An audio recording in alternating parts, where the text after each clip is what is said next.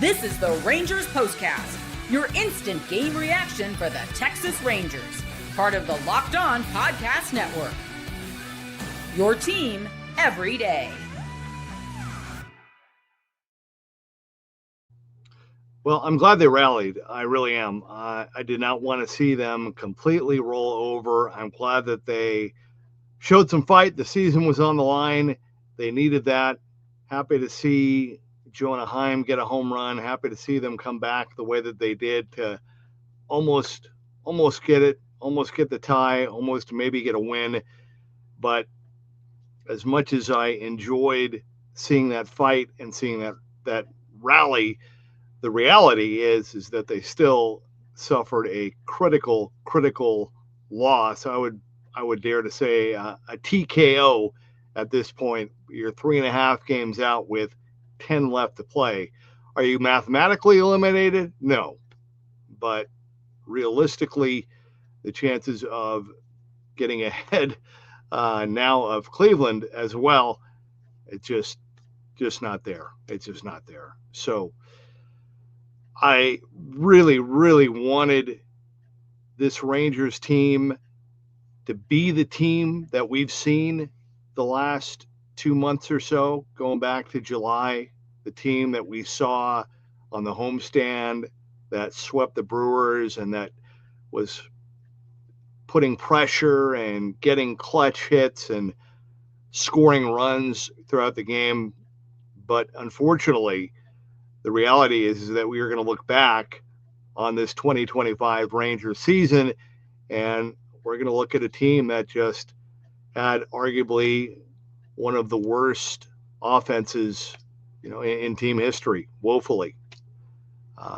They had, again, a couple of good months, but unfortunately, April was not good, May was not good, June was not good, and now the final couple weeks of the season are not good. So in that sense, I guess, I don't know, I'm not trying to get too poetic here, but I guess it's only fitting that this is the way that they're going to go out, just not being able to get the big hit or a clutch hit when they needed it. And that's why baseball is hard, and that's why only one team wins, and that's why it's so hard to keep that pressure. And that's why I said, I think one of my very first shows, it's all about the season. It really doesn't matter.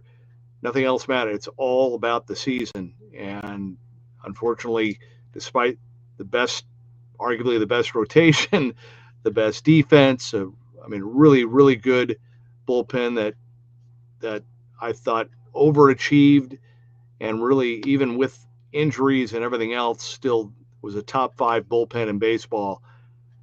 They're not going to make the playoffs with wild cards. That's just unacceptable. It's just unacceptable. All right, here we go. Welcome into the Rangers Postcast, your team every day, and in our case, your team every single game.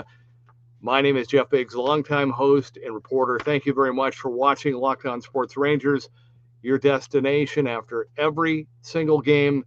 You can also find us on the Locked On Rangers podcast feed. That is where you will find the great work of Bryce Paterick each and every day. Love Bryce. Curious to see what he has to say tomorrow. I'll be looking forward to that, watching it with you. Be sure that you check it out. And it's tough, and it's just tough. This is not the way I wanted to see it go down again. Are they technically eliminated? No. Could they come back? Is it still technically possible? Well,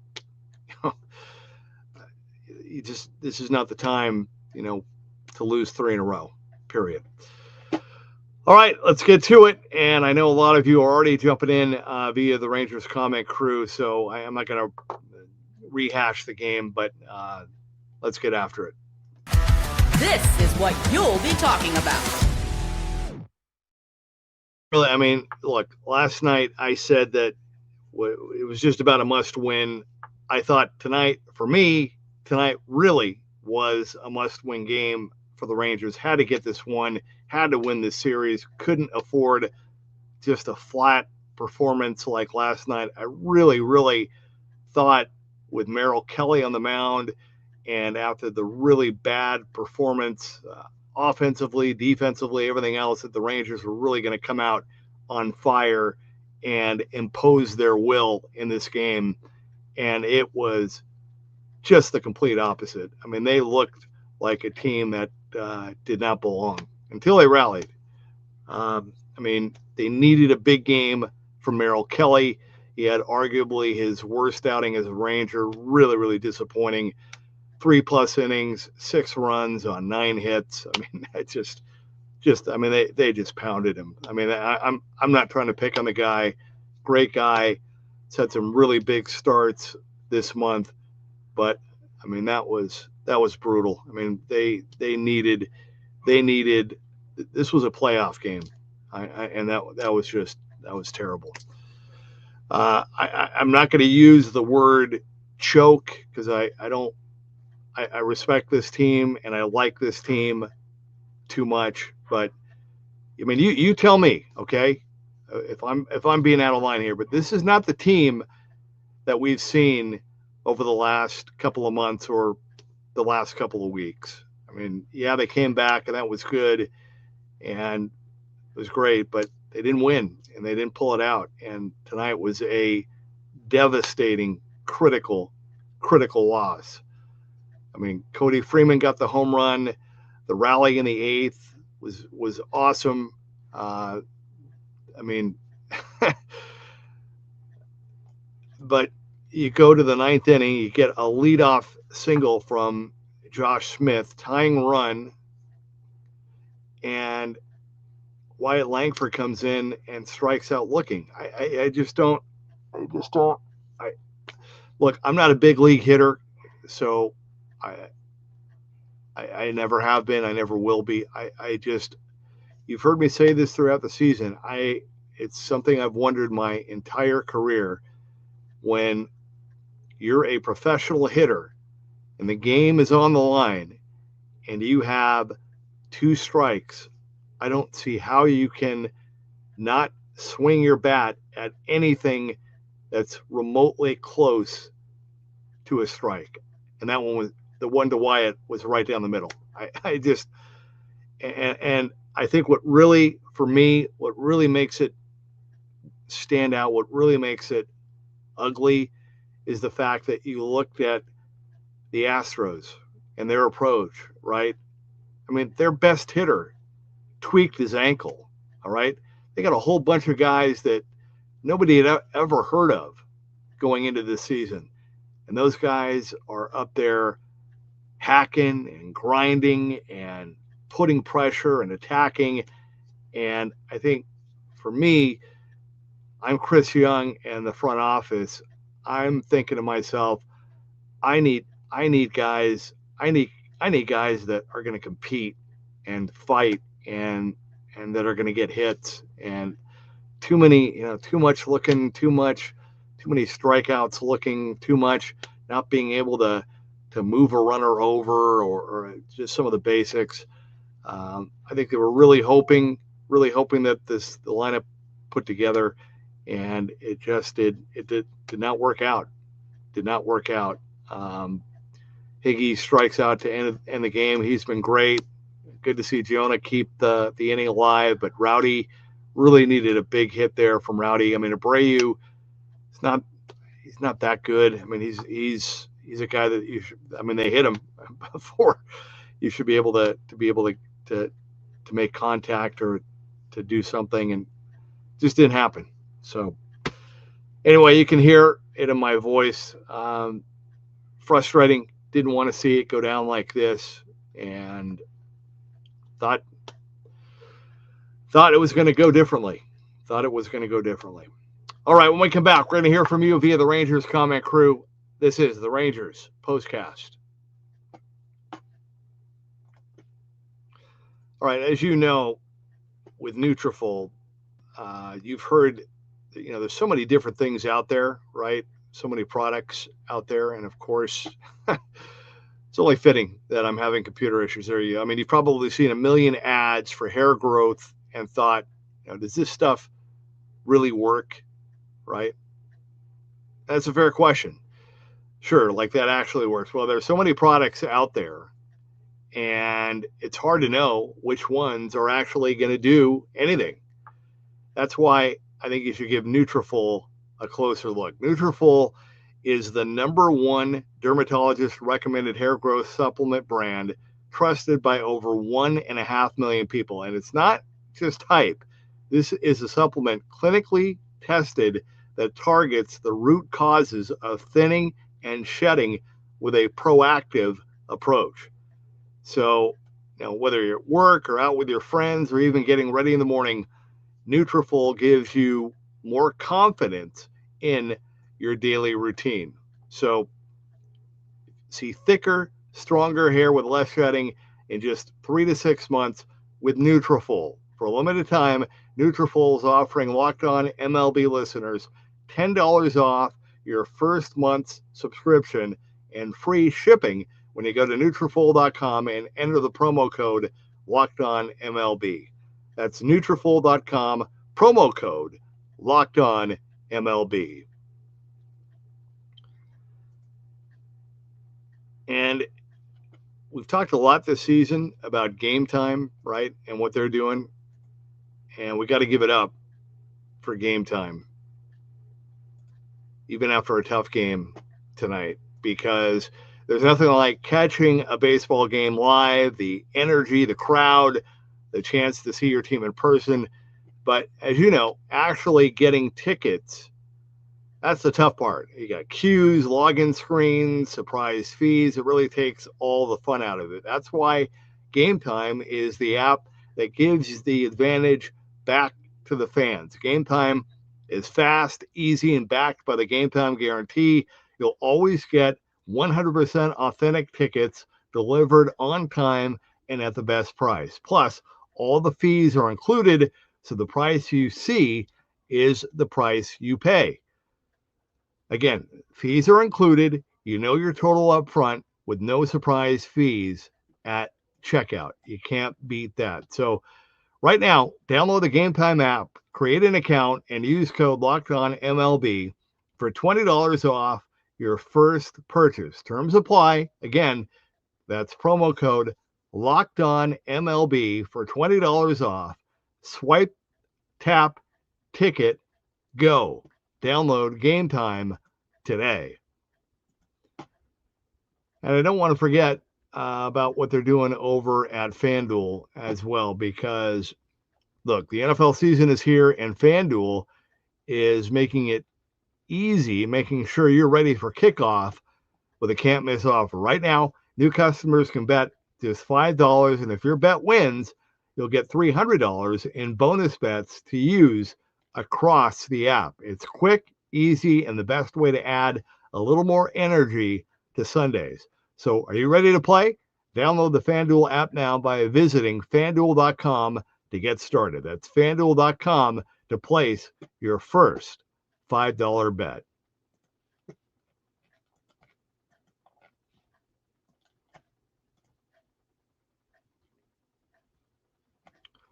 All right, we're back. Rangers postcast. Rangers fall short to the Astros by the final of 6-5. They'll try to avoid the sweep tomorrow with Jacob deGrom, and they'll try to get the silver boot. If they don't, then the Rangers will keep it. I'm sorry, the Astros will keep it, which they have had, if I'm not mistaken, since 2016. So that's brutal. All right. Mark leading us off. Okay, so you guys are during the game. TCG, Alf, thanks for getting in, buddy. Hope you and Shirley are doing okay. That was during the rally when it was going good. I'm with you guys. Keith says, what is Wyatt doing? Season on the line, and he's strikeout looking. Mark says this game sums up the Rangers season. A big tease. Keith says season on the line, and you expand the strike zone. Austin says early on it looked like the trash throws. That's good, Austin. I had not heard that one before. were hitting like they knew what was coming. Yeah. Texas Hobby Bin says, wow, what a close game. TCG says that AB by Wyatt pretty much sums up the season. No urgency whatsoever. Just like yesterday with the bullpen, they need to rest guys for game 163, obviously. Yeah, I'm with you. I said it earlier. I'm not trying to be redundant, and I'm not trying to get ahead of myself, but kind of similar to conversations we had during the season. This team did not work. This team did not click offensively, and I don't know how much more you can. I don't know if you can roll the dice without trying to make some changes. And I'm not trying to pick on anybody. Just to kind of give you a background of me, when I worked as a radio beat reporter traveling, like to me, if I'm around the team or I'm at the game or I'm a reporter at the game, right? What's on my mind? Okay, I'm a fan, right? What do I want to know as a fan? Well, for one, I'd like to know, okay, what's the very latest on Marcus? What's the very latest on Corey Seager? What's the latest on? We know Tyler Mally's probably going to come back this weekend. Anything new with Nathan Eovaldi? So that's one thing. But two, I just think that you're going to have to. They're going to have to decide, who they want to keep and who they want to roll with and who they think they want to build around and who they think can stick. I know they made a lot of moves in the offseason.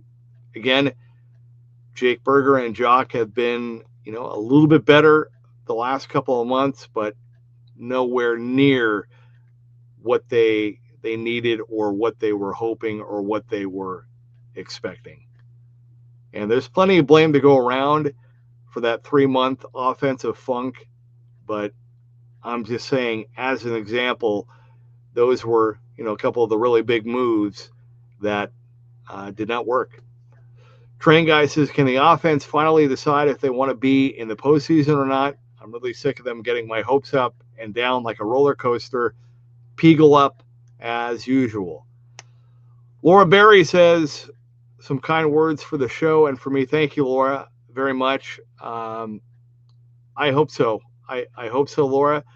I know they did a survey earlier around the lockdown platform, but I hope and pray, literally. And so I hope and pray that we'll be able to continue doing this. But I appreciate you and your support. Everybody, you guys have been awesome. I'm not going to say goodbye tonight. We got 10 games to go, but I feel the same way. And it's been a real blessing getting to do this season. I can't tell you how much I've enjoyed this, even with the losses.